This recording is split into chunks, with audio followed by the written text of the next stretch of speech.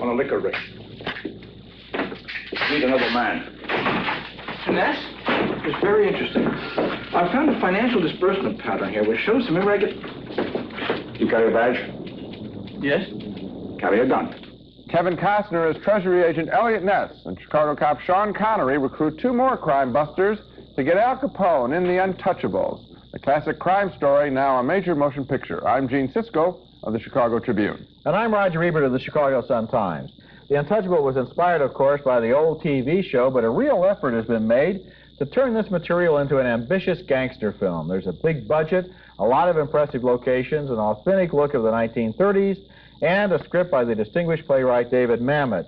So it's too bad that the result is a disappointment, a respectable film that lacks the fire, the passion, and even the humor we might expect from this material. The movie stars Robert De Niro as Al Capone in a performance that does not have the usual De Niro energy. This is a very routine Capone. Somebody messes with me, I'm going to mess with him. Somebody steals from me, I'm going to say you stole, not talk to him for spitting on a sidewalk. Kevin Costner is Elliot Ness, the man who vows to bust up Capone's mob, and Sean Connery is the honest Chicago cop who can help him do it.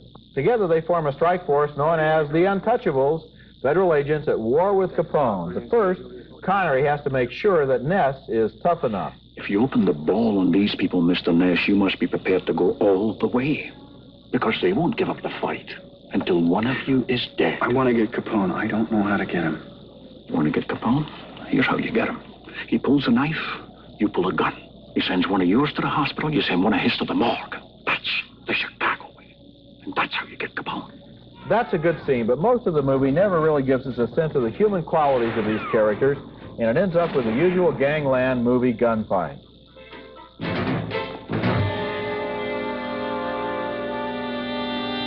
You can see in all of those scenes that this is a great-looking movie, and a lot of effort went into it, but it has nothing new or especially interesting to say about Capone, Elliot Ness, or the whole Prohibition period. It's a curiously lifeless film. It's almost as if it were framed and put on the wall, a film in which everything looks okay, but we don't really feel very much, and that's strange because the director, Brian De Palma, usually does a much better job of shaking me up.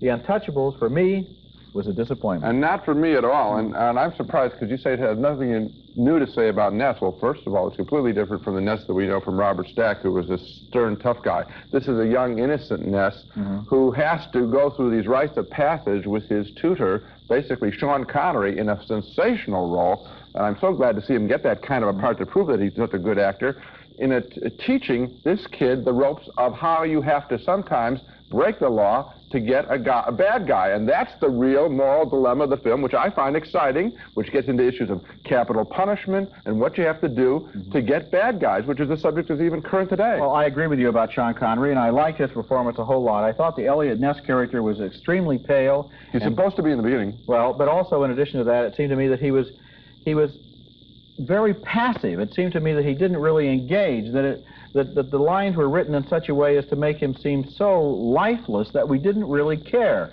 as he sat there as this prim, straight arrow coming up with those kind of self-justifying lines.